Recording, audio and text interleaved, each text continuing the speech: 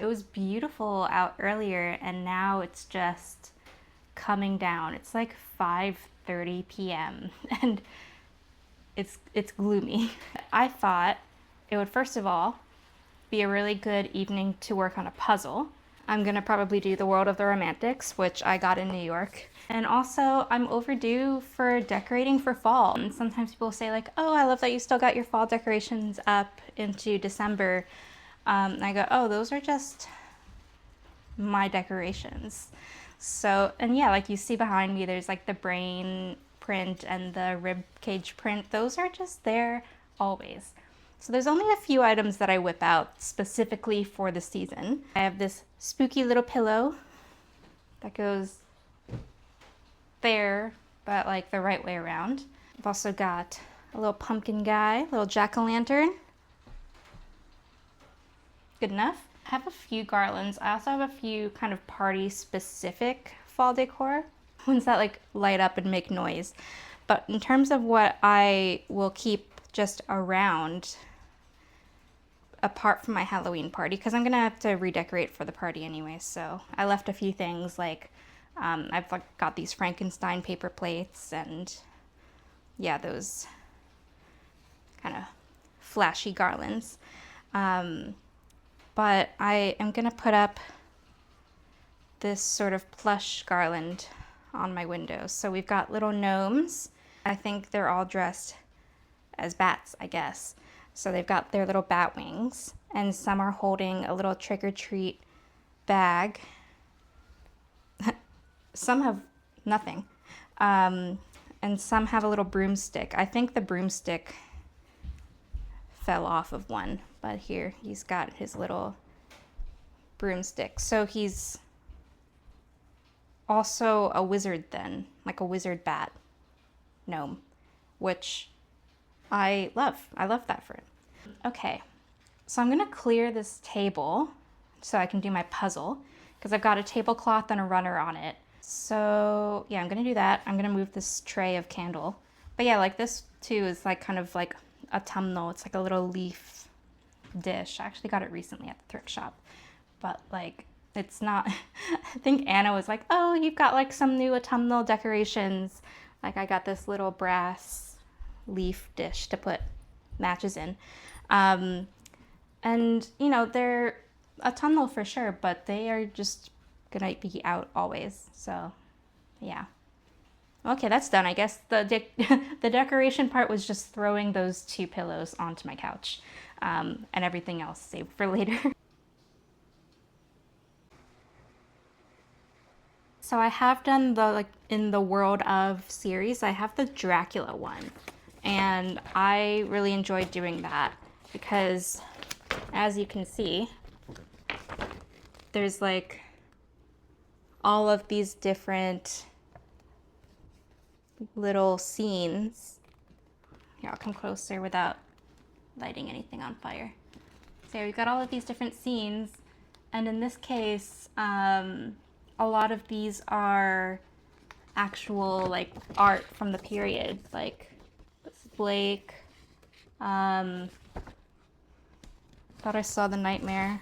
Oh yeah, there he is. This guy. And then some are, you know, artist renditions. Oh, there's this Castle of Otranto over here, and then I saw Frankenstein. Got some cliffs, boats. That's Ada Lovelace, I imagine. There's Byron. Another Byron? Keats and the Grecian urn down there in the corner. So very cool. And then in the back of this kind of instruction sheet, we have the image again, and then there's like descriptions of what each one is. So I guess I could have read from the back. But I know things. Oh yeah, so we've got Mary and Percy Shelley at Mary Wollstonecraft's grave there. That's great.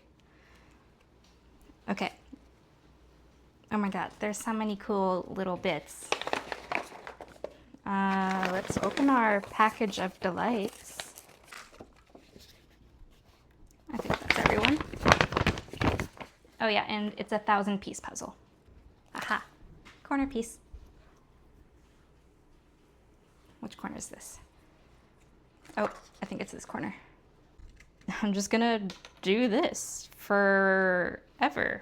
I get really fixated on jigsaw puzzles if they are out, which is why I don't often have them out. I feel the need to just like finish them. And so I will sit for hours and completely lose track of time. It hurts my back a lot. So yeah, I'm just gonna try and take it easy. But yeah, this is my plan for the evening, basically.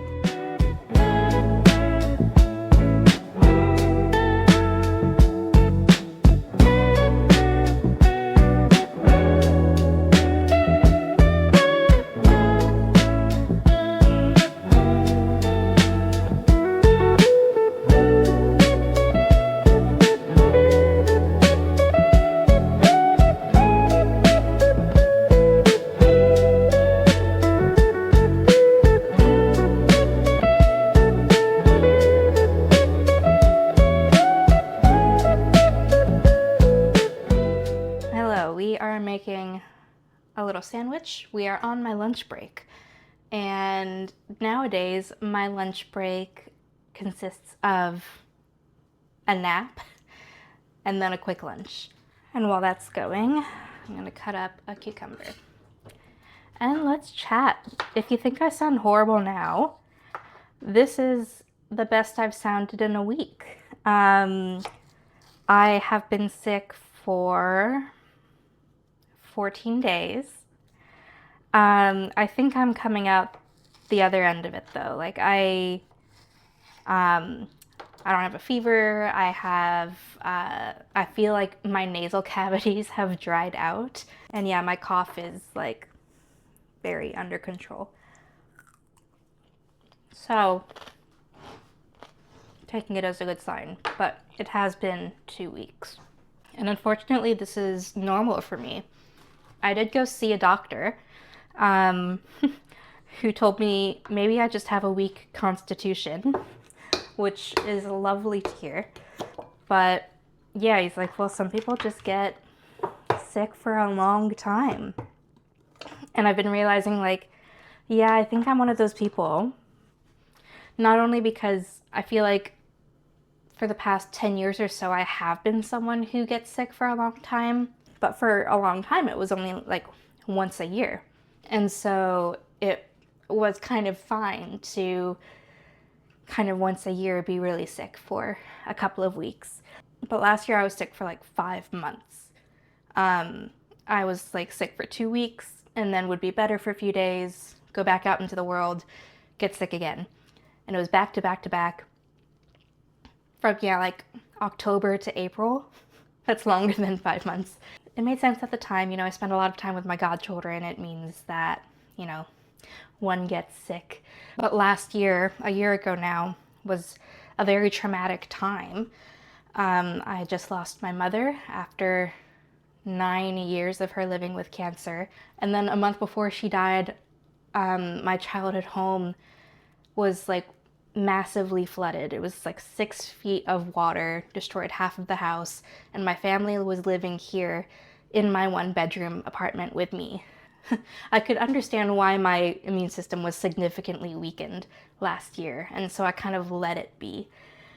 But yeah, this current illness is kind of spooking me because I'm like, oh, is this gonna happen again? Am I gonna be sick from fall to spring again?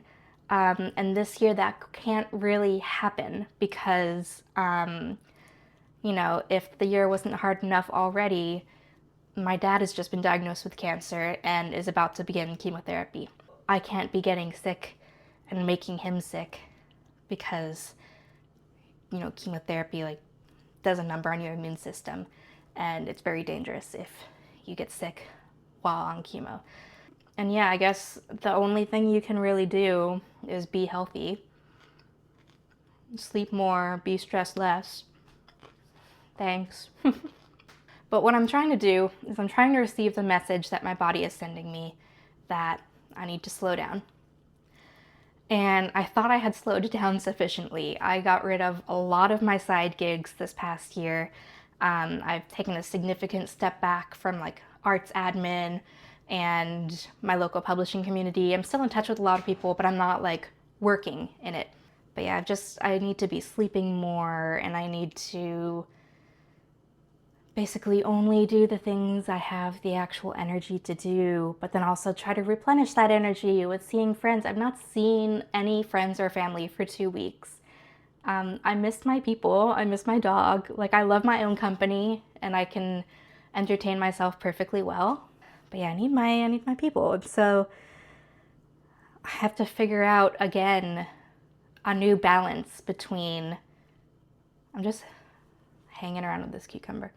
But yeah, I once again kind of need to find a new balance between slowing down, taking as much care of myself as I can, while not kind of just being a zombie.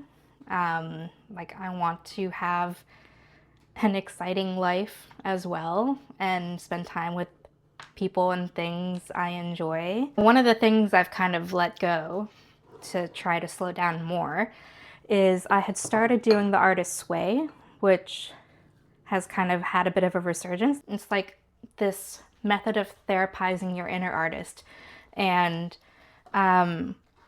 yeah, kind of rediscovering and reinvigorating your creativity, which I've been looking for because like I've had such a hard time practicing my art the past few years. Trying to do that in August. And then on day 2 of the artist's way, my dad found out he had a tumor. And so I was like, oh, should I stop doing this now? And then I kind of landed on like, oh, well, it's gonna be good to continue pushing through this and making time for creativity and this sort of practice. But now, I don't know.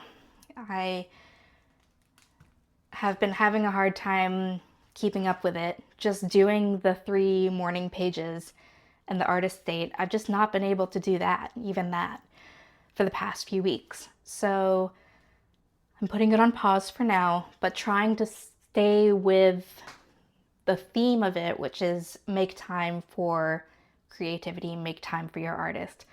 So I'm gonna keep journaling, and I'm gonna keep doing sort of artist dates, or like making time for my creativity on a weekly basis, but it won't be as regimented as the Artist's Way like handbook, and it won't be with the weekly prompts.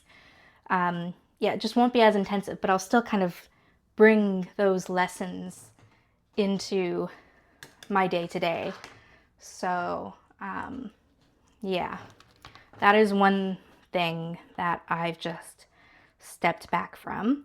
Yeah, it's hard. I don't like kind of having to let things go, but if I don't, I will push myself through it and burn out mentally or physically.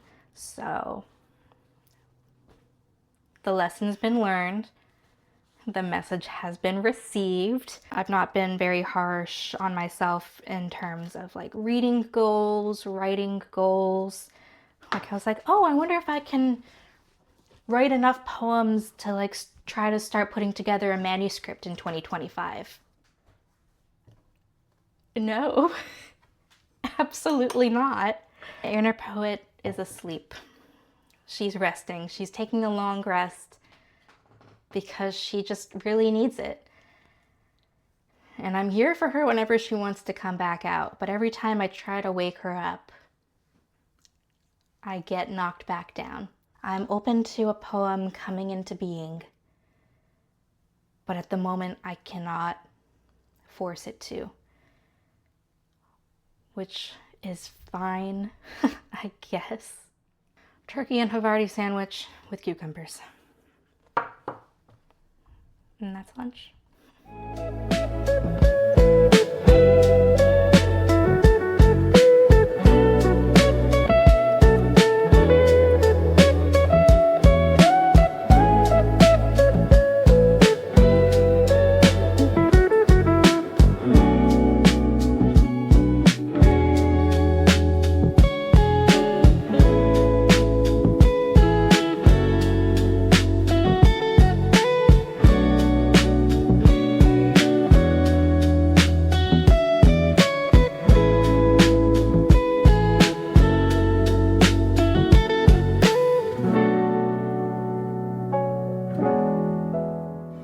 have seen that I went home for a few days, and yeah, I'm getting that physical strength back up. I took Indy for a few walks and, you know, can feel my lung capacity being small, however, it is improving. I am meeting my friend Anna and her girlfriend, and we're gonna go to a wine bar, and then we're gonna go thrifting.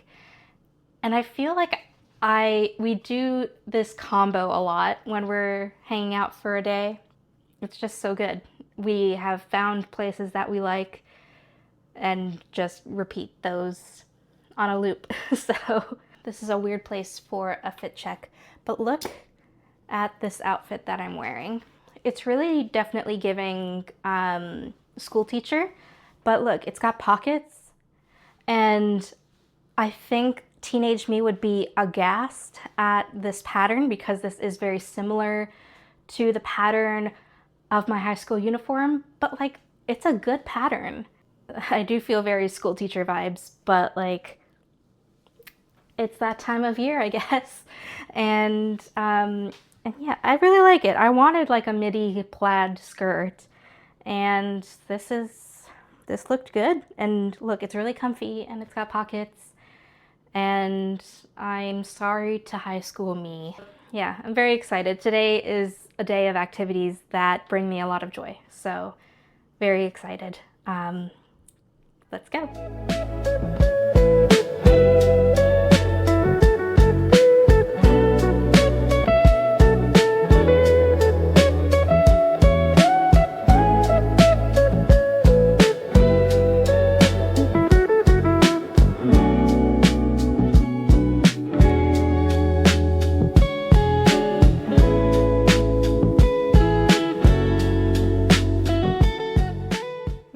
It's the next day. I got so tired when I got back to my place yesterday. And I mean, it makes sense. That was a pretty full day for post-illness me. But yeah, got a good night's sleep, slept in a bit, and it's gonna be a nice cozy Sunday inside, a little autumnal Sunday. I have a lot of cleaning to do. My place is a mess, and I want to do a lot of cooking and baking today. Yeah, I think it's just gonna be a nice day of vibing by myself with my health returned. But yeah, before I get started on that, let me show you what I got yesterday. So after we got lunch at Barbara, which is one of our favorite spots, there's just always something good there. It's easy, you know, there's usually tables, or even if there aren't any tables, you're waiting for maybe a few minutes. Great for any time of day. And so whenever we're in the neighborhood, it's in St. Henri, it's in the Southwest, and yeah, whenever we're in the neighborhood, we do Barbara, maybe go to the bookstore, get a coffee, go thrifting. So after lunch, we got a coffee and went to the bookstore, St. Henri Books. And it's one of my favorite bookstores. Love the manager there. Rachel is a good bud. And they've just been stocking some incredible temporary tattoos. I am obsessed with them. And I got a bunch for like the children in my life. But this new batch that they've got, and I'm like, these are just for me. So yes, I bought them just for me. These ones especially, I'm like, I think I would get this style permanently tattooed. And so they're all by independent artists, or actually literary artists. There were some like Richard Scarry ones that are the ones that I got for the kids. But this is by Carrie Selvin. I love this art style. Related theme, but different style, is this like frog walking a snail. And this is by, who's this by? Oh, Justin Worsley. I have a whole sheet of the Edward Gorey ones, but here's kind of a couple of bats. We've got some Kevin Waldron pigeons. And then we have this pickle by J6R6. I did get some books. I got Bakai by Euripides, translated by Anne Carson, and just this great hardcover edition. I saw it on Rachel's Instagram story and I was like, I'm coming for it. Yeah, it came out in 2015, but Rachel has an incredible eye for like a curated backlist. And right after I bought this, someone else bought a copy. So like, yeah, the Anne Carson translation is like 10 years old. Yeah, 2015. And then obviously it's Euripides. It's not like it's brand new release. But hey, still very much in demand. And I also got the new Paris review because some really awesome writers are in this one. Got some new stuff by Anne Carson, Maggie Nelson, Patricia Lockwood, Eileen Miles, like,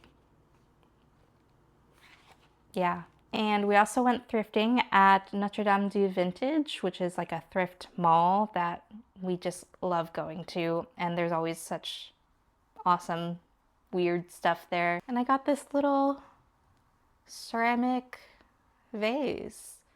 And I put some flowers from the garden in it. And it's just really cool. I really like it. And I was looking for something just like this. I was looking for something that was shallow, but with kind of a small neck to put kind of long plants in where they don't just flop over and look really sad. So perfect.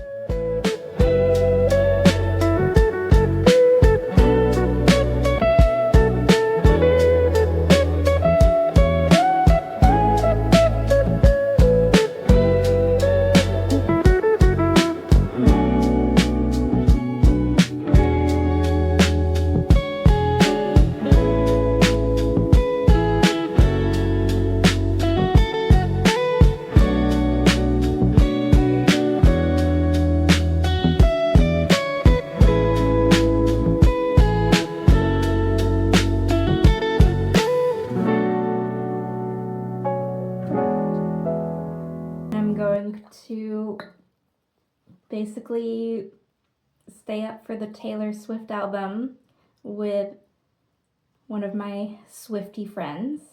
Okay, there is a base with which we can work to become, I guess bejeweled would be the appropriate thing to call it.